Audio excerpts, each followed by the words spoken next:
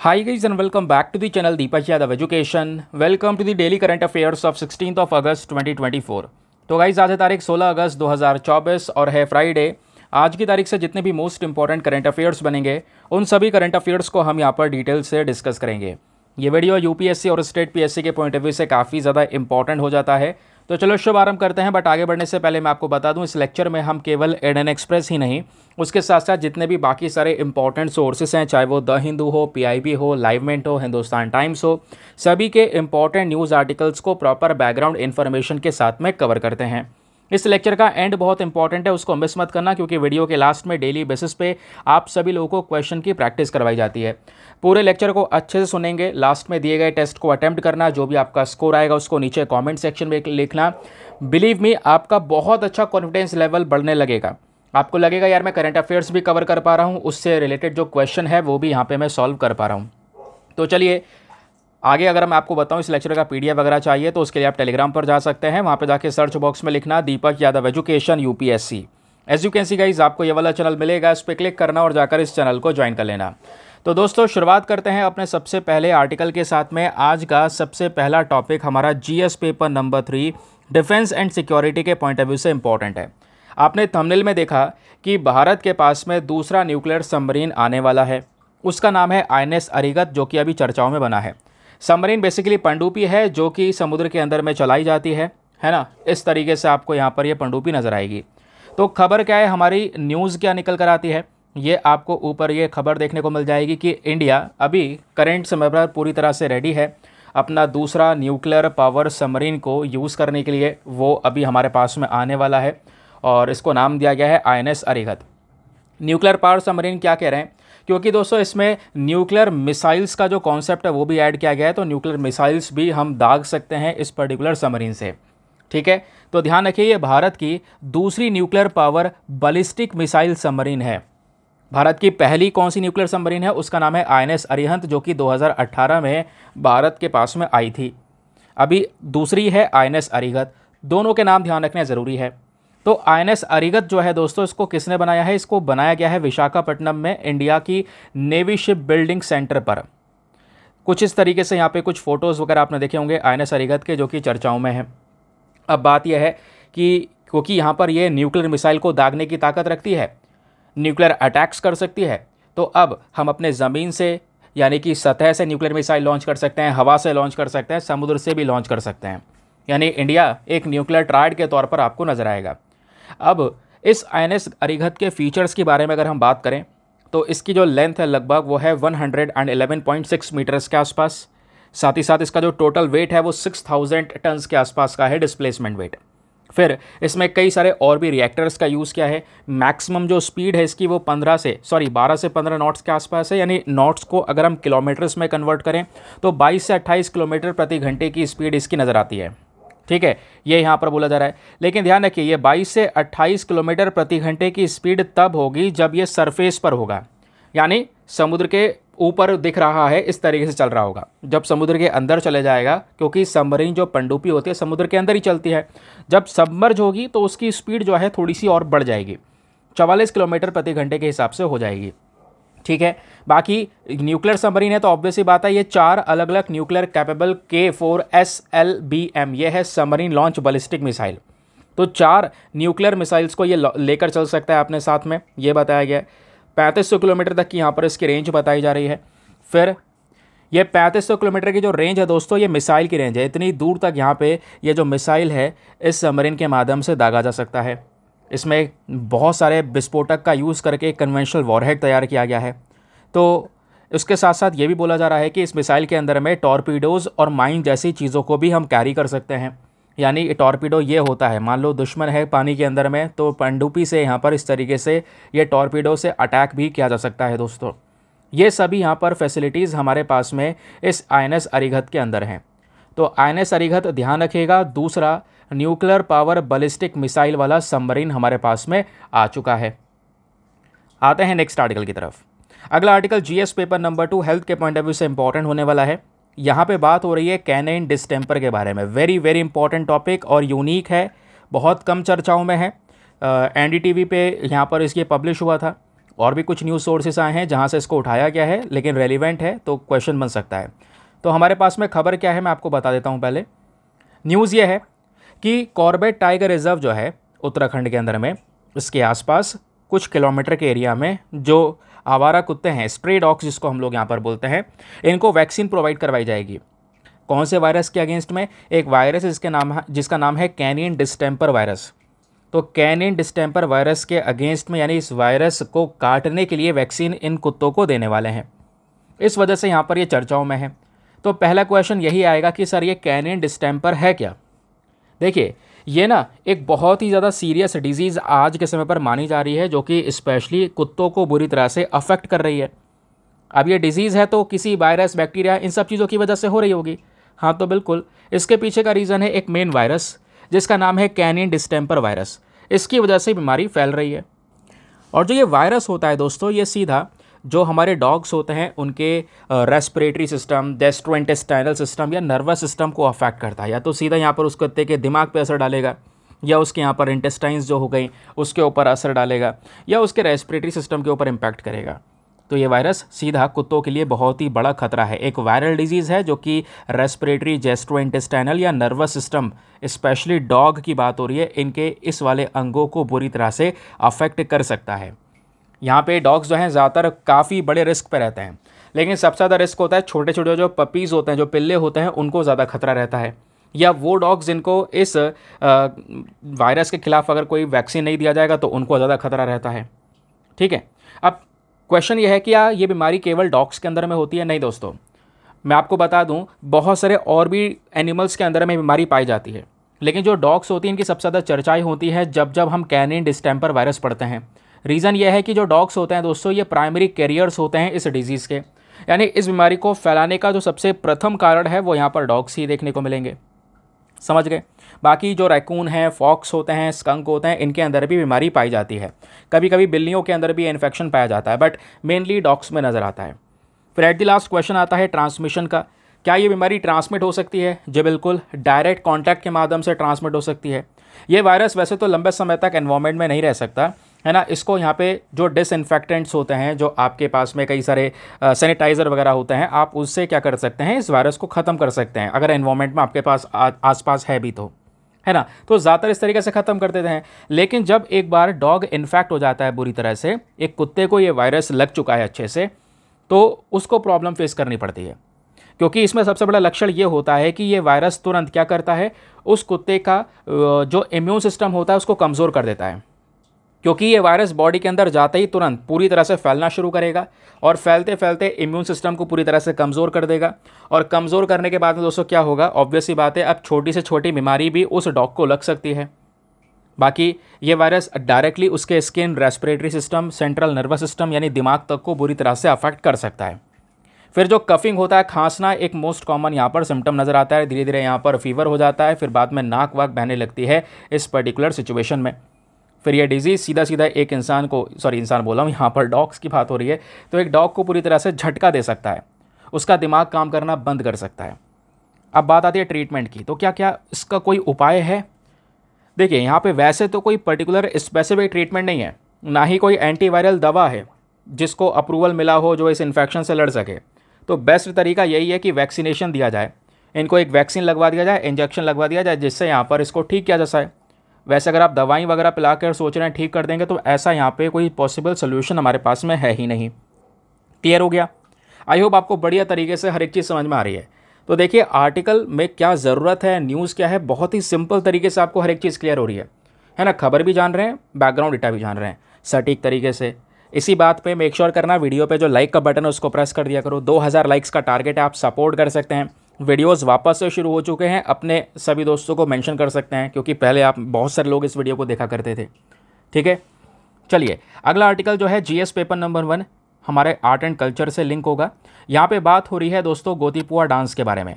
ये जो डांस आप देख पा रहे होंगे, ये ओडिशा का एक स्पेशल डांस है। जैसे यहाँ पर एक फ़ोटो आपको दिख रहा है, आपको लग रहा होगा लड़कियां ये डांस कर रही हैं। यहाँ पे लड़कियां नहीं हैं, सब लड़के हैं जिन्होंने ड्रेसिंग यहाँ पर लड़कियों की तरह की है, और वो इस तरीके से डांस को यहाँ पे परफॉर्म कर रहे हैं। इस डांस में आप देख पाओगे कितनी ज़्यादा फ्लेक्सिबिलिटी, और बहुत ज़्यादा फ्लेक्सिबिलिटी चाहिए होती है, बहुत ही ज़्यादा स्ट्रेंथ चाहिए होता है, जैसा आप सामने फ़ोटो में देख भी पा रहे होंगे। तो रिसेंटली अभी ये चर्चाओं में आया है। तो दोस्तों यहाँ पे मैं आपको बताऊँ गोतीपुआ डांस के बारे में जब हम लोग बात करते हैं तो ये एक प्रकार का ओडिशा का ही फोल्क डांस है। क्या है? ओडिशा का फोल्क डांस। ठीक है। अब यहाँ पे ओडिशा की जब भाषा होती है, ओडिशा लैंग्वेज, उसमें गोटी का मतलब होता है सिंगल और पुआ का मतलब होता है बॉय। तो सिंगल बॉय के माध्यम से डांस किया जाता है, जिस चक्कर में गोतीपुआ डांस इसका नाम रखा गया है। इसमें जो बच्चे होते हैं उनको प्रॉपर ट्रेनिंग दी जाती है, गाने की, डांस करने की, योगा की, एक्रोबैटिक्स हो गए, ये सब कुछ सिखाया जाता है। कहाँ सिखाया जाता है? गुरुकुल के अंदर में या अखाड़ाज में सिखाया जाता है। फिर उसके बाद में उन्हीं लड़के को गर्ल्स की तरह ड्रेस किया जाएगा और वो यहाँ पर परफॉर्म करते हैं टेंपल में। अलग अलग त्योहारों पर परफॉर्मेंस होता है, सोशल गैदरिंग्स होती है, कोई रिलीजियस सेरेमनी है, तब जाके ये परफॉर्मेंस किया जाता है। अब बात आती है ओरिजिन की, ये डांस की शुरुआत कैसे हुई। पुराने ज़माने में अगर हम देखें तो उड़ीसा के अंदर जो मंदिर हुआ करते हैं, यहाँ पर पहले फीमेल डांसर्स जो हैं देवदासी या महारी हम इनको कहते थे, तो जो यहाँ पर लॉर्ड जगन्नाथ जी को डेडिकेटेड हैं, तो ये डांस वगैरह परफॉर्म किया करते थे।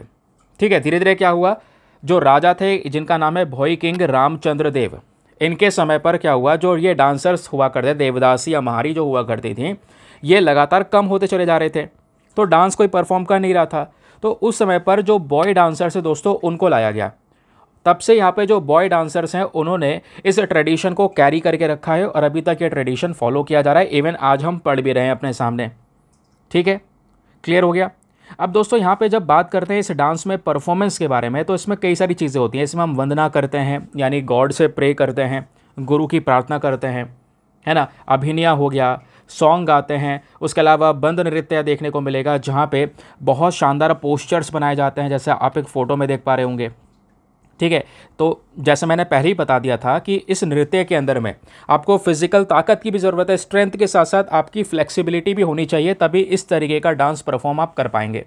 तो ये खास बात है गोतीपुआ डांस की। अब जितने भी यहाँ पे जो डांस मेकर्स है दोस्तों, वो अपने हाथ और पैर दोनों ही का चीज़ों का इस्तेमाल करते हैं और इस्तेमाल करके अलग अलग जेस्चर्स बनाते हैं। ये आप देख पाओगे, हाथों से किस तरीके से जेस्चर बनाया जाता है, पैरों से किस तरीके से यहाँ पर ये जेस्चर बनाया जा रहा है।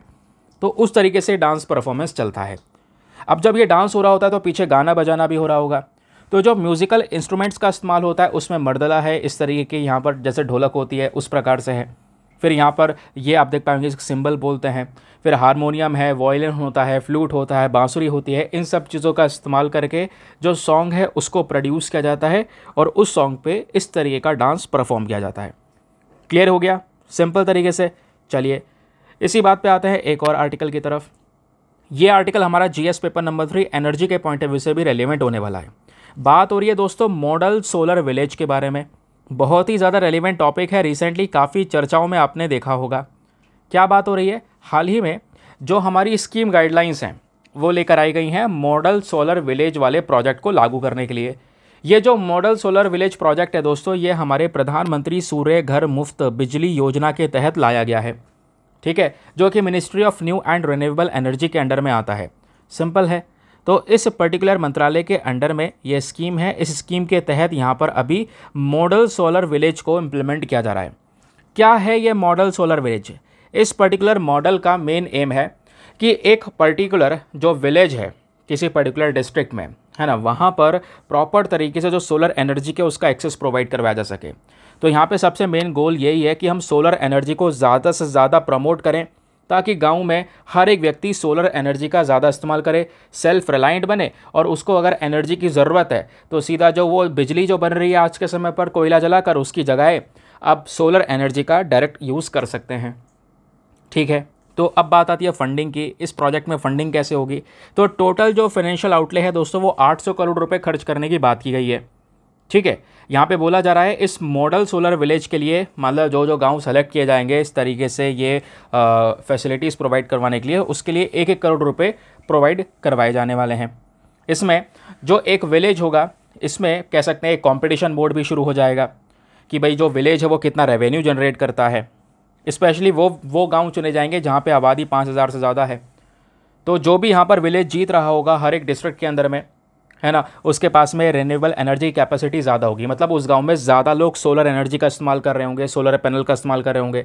तो जिस भी गांव में ये ज़्यादा प्रमोट हो चुका होगा, ज़्यादा लोगों में जागरूकता होगी, तो उसको ज़्यादा फाइनेंशियल असिस्टेंस मिलेगा, 1 करोड़ रुपये तक का सपोर्ट मिलेगा उस पर्टिकुलर गाँव को। फिर बात आती है यहाँ पर इम्प्लीमेंटेशन की, लागू कैसे होगा।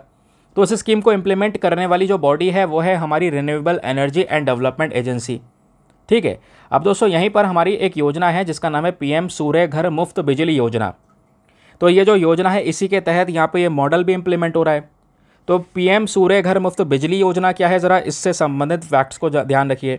इस पर्टिकुलर स्कीम में ये बोला गया है कि जो हमारी केंद्र सरकार है वो लगभग 300 जो यूनिट्स होती हैं हमारी फ्री इलेक्ट्रिसिटी की हर महीने वो प्रोवाइड करवाएगी हमारे बेनिफिशरीज़ को। और इसके लिए सरकार पैसा खर्च करने वाली है। पहले तो इन्वेस्टमेंट होगा 75,000 करोड़ रुपए का। इस इन्वेस्टमेंट में हमारा मेन पर्पज़ होगा कि हम सोलर एनर्जी जो सूर्य की ऊर्जा है उससे बिजली का उत्पादन करें। तो यहाँ पे टारगेट है आने वाले समय पर कि 1 करोड़ घर तक को हम इस प्रकार की बिजली प्रोवाइड करवाएंगे।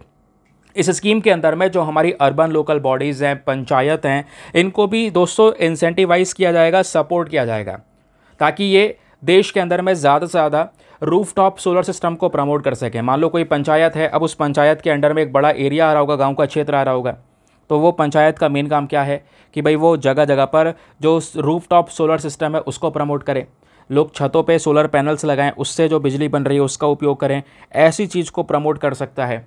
तो उसके बदले में भी यहाँ पे इस योजना के तहत ऐसे पंचायत को भी सपोर्ट मिलेगा। ठीक है, क्लियर हो गया। चलिए आते हैं नेक्स्ट आर्टिकल पर।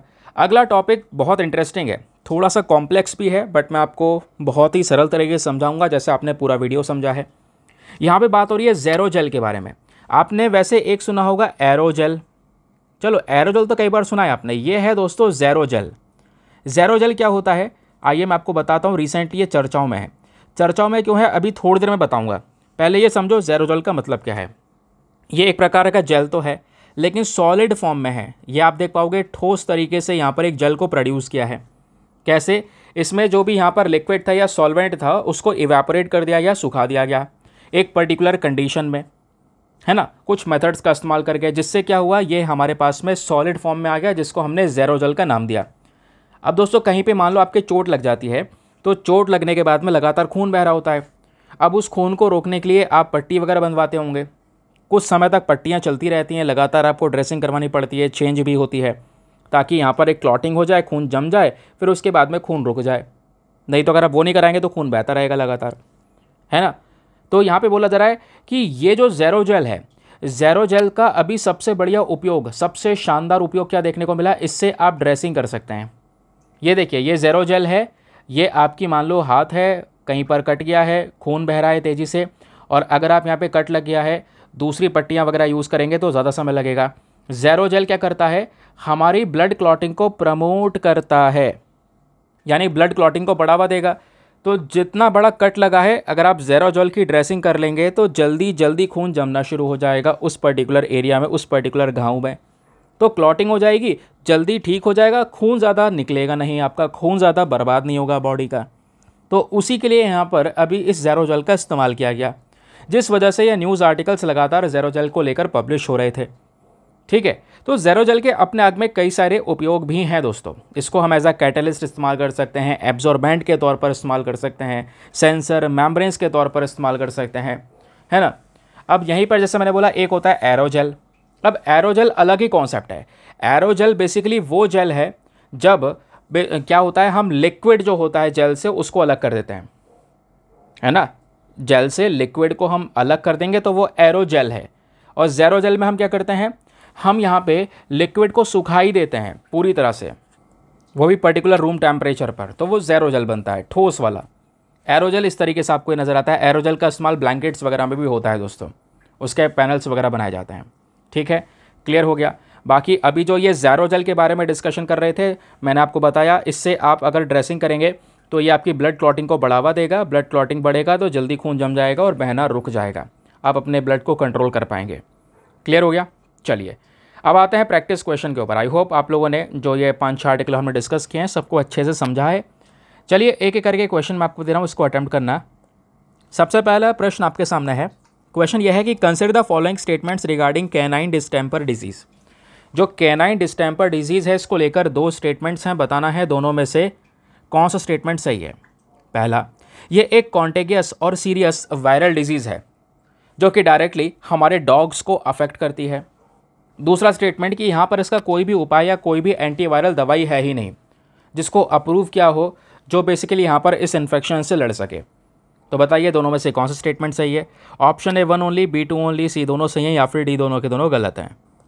बहुत ही आसान क्वेश्चन था। अगला क्वेश्चन आपके सामने है दोस्तों, ये भी बहुत ही ईजी है। यहाँ पे बात हो रही है जो INS अरिहंत है, ये हाल ही में खबरों में देखने को मिला। ये क्या है? ऑप्शन नंबर ए, क्या ये torpedo launch and recovery vessel है? या ऑप्शन नंबर बी, क्या ये Shivalik class stealth multi role frigate है? या ऑप्शन नंबर सी, क्या ये nuclear power ballistic missile submarine है? या ऑप्शन नंबर डी, क्या ये कीव क्लास एयरक्राफ्ट कैरियर है? बताइए इसका सही उत्तर क्या होना चाहिए नीचे कमेंट सेक्शन में। बहुत ही ईजी क्वेश्चन।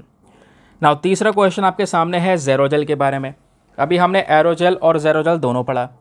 ज़ेरोजेल को लेकर अगेन दो स्टेटमेंट से बताना है, दोनों में से कौन सा स्टेटमेंट सही है। पहला, ज़ेरोजेल एक सॉलिड फॉर्म का जेल है जो कि कैसे मिलता है हमें, हम इसमें सुखाते हैं चीज़ों को, इसमें लिक्विड को ड्राई कर दिया जाता है एक स्टैंडर्ड कंडीशन में, उसके बाद हमें सॉलिड फॉर्म में ये जेल मिलता है।